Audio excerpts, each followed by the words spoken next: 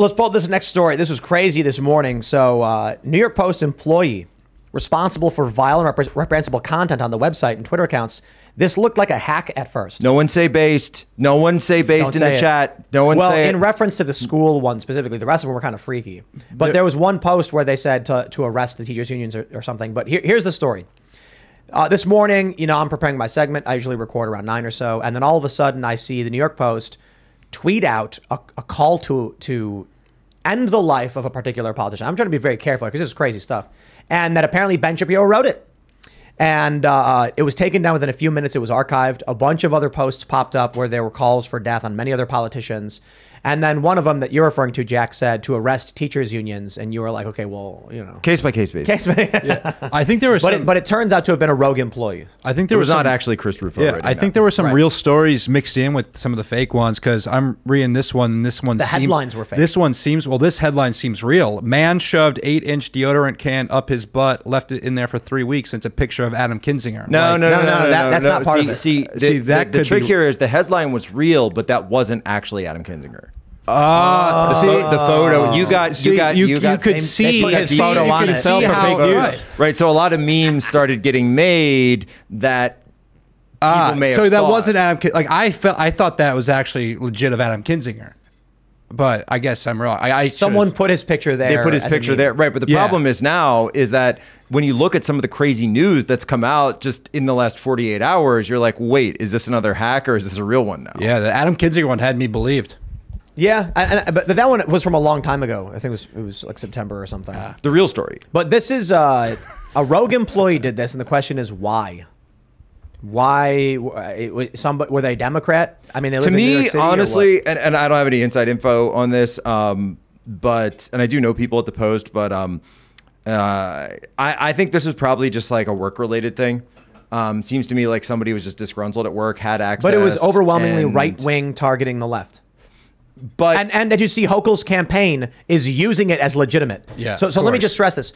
Hochul's campaign. So you're saying it's a left-wing guy who did it? I think, or it's politically motivated. Kathy Hochul, right? Am I getting her name wrong? Yeah, but Hochul, somebody had to know that it would be. Their campaign tweeted out that what the New York Post said, the violent misogyny was wrong, and they must answer for it. And it was like, yo, guy, they said they were hacked. Like nobody believed it was real. But here, I said this morning when it happened. There's going to be evil Democrats who know it's BS, but know they can use it to lie to their constituents, 100%. And they're doing it. 100%. Well, that goes to what you're saying earlier, right? That if someone only sees this headline came up from the New York Post, and then here's Governor Hochul, who's someone that I trust and believe because I'm a liberal Democrat, and she's saying that it was real, and now I hear some crazy Republican like Alex Bruzewicz or Jack Posobiec. Well, I'm not going to believe them. Did this dude get paid? Because I'll tell you right now. Wow, yeah. Right now, they can run an attack ad saying, in a shocking New York Post headline, Ben Shapiro called for... Right. And then, because it's a fact. It is a fact. According to the New York Post. The New York Post published this. And so the only thing Ben can do is sue the New York Post for damages because they're the ones who said it. That means every single political action committee can now use all of those headlines and say, in a shocking New York Post article, Republicans called for violence against Joe Biden. They'll say it. And you can't sue them now. Congratulations. We'll see if it goes that far. I mean, if it does, I think it will be called out automatically. I would call it out. No, I think bro. Common sense. Hochul is actually claiming it was real, and they're saying the New York Post. Do we have her statements? Yeah, and the statement came out really fast. Here we go. Look, Jen Goodman says, the New York Post has long fostered an ugly, toxic conversation on their front pages and social accounts. But these posts are more disgusting and vile than usual. The New York Post needs to immediately explain how this reprehensible content was made public. While the Post has made its preferences very clear in the New York governor's race, there is no room for this violent, sexist rhetoric in our politics. We demand answers. This was pre-planned. Yeah. I'm sorry. The statement like that, that seems like that was, look, they know that, like, you know, we've talked about Shapiro in Pennsylvania, but you look at New York, Lee Zeldin has been up in like 3 of the last 4 polls that I've seen in New York State. Hochul, who was a candidate, an incumbent that nobody actually voted for, looks like she's going to lose to Zeldin. And I think she should, by the way. Zeldin would be a fantastic governor for New York. I pray for the people of New York that they'll be able to be represented by him in Albany. But the idea that they would have this statement already pre-planned. And the New York Post said they were hacked 45 minutes before they put it up. I mean, this is crazy. They knew what they were doing. Because look at what the implication is there. The implication is that these are the things that the New York Post wishes it could write. You know, because there's always that hit on people that are conservatives, people on the right, et cetera, where they'll say, well, we know what you really mean. We know what that's a dog whistle. Yeah. So this is like America first is a dog whistle. Yeah, it's a dog whistle. Right. Fascism. Right. Globalist is a slur. Right. Globalist is a slur. It's anti-Semitic now, they say. Right. Yeah. So just say internationalist. So is Alzheimer's Adolf. I got called anti-Semitic for that one recently. but I had some rabbis on Twitter that came to my defense, and they said Alex is a great friend of the Jewish people. So I use Alzheimer's Adolf still. I just say internationalist. Nationalist and internationalist. There you go. And it's so... I just say globalist. Immediately explain our question. Because look at what they're saying. Toxic conversation on their front pages and social accounts. Yep. More disgusting and vile than usual. But the implication there being that all of the content of the New York Post is disgusting and vile. That's right. And again, what did we have exactly 2 years ago was an article written by the New York Post that was censored resoundingly. Alex, you just spoke about this. And it was Hunter Biden's laptop. And that was broken by the exact same newspaper as the one that was targeted today. Yeah. Yeah, that's a good point. And they were censored on big tech social media Everywhere. for sharing their story. Everywhere. That according to many polls, would have changed the election. Yeah. But that story was shunned. The federal intelligence agencies intervened and told big tech social media companies this story could be connected to Russian disinformation campaigns. And if you know what's good for you, you're not going to post this story. Remember, Mark Zuckerberg said they visited him.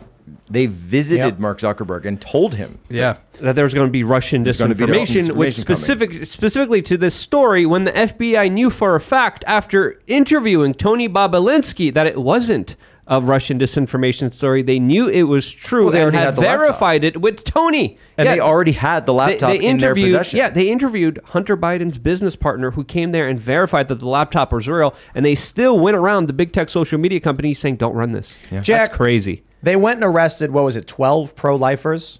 Yeah. Because you're not legally allowed to protest at abortion clinics. But when the protesters showed up at the Supreme Court justices' homes, which is also illegal, they did nothing. Mm-hmm. Not just protesters showing up at our Supreme Court justice homes, Tim. They had an actual Antifa psychopath who showed up outside. It was Kavanaugh's house, right? Yeah, with a gun. They did arrest him and charge with a him. gun.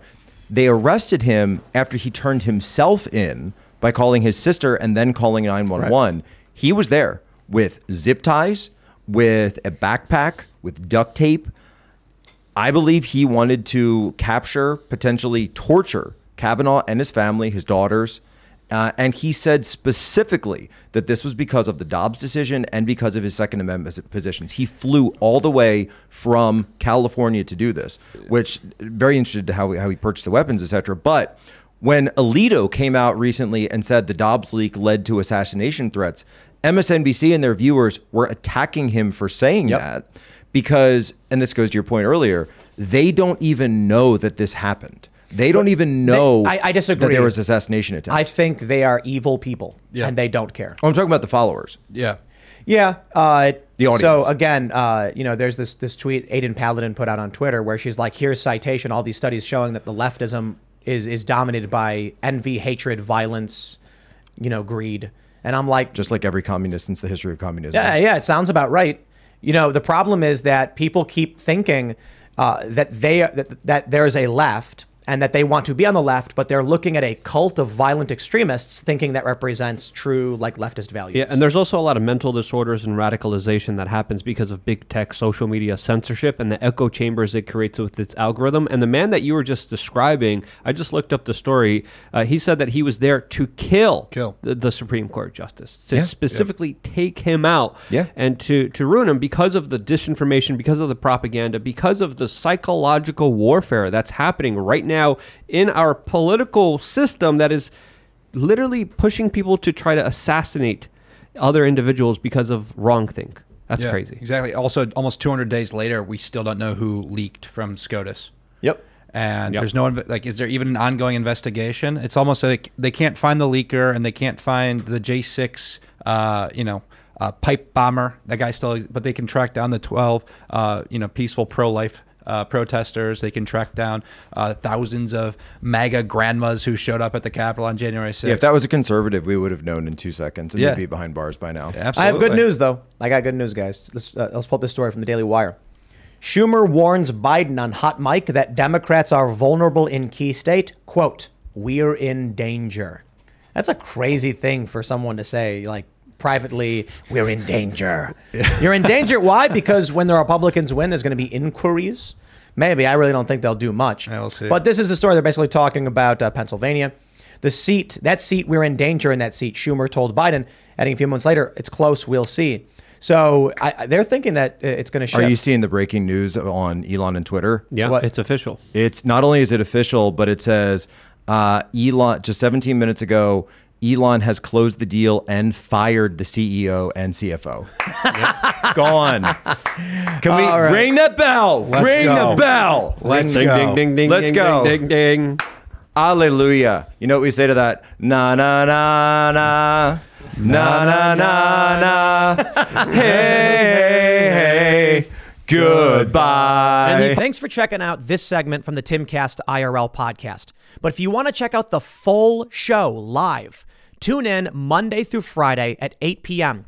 And if you want more special access content, head over to timcast.com and become a member. Your membership helps sustain this company, keep our journalists employed, makes this show happen, and you will get access to exclusive members-only segments of the Timcast IRL podcast, and there's a massive library to check out. So again, go to timcast.com or tune in Monday through Friday at 8 p.m., and we'll see you all there.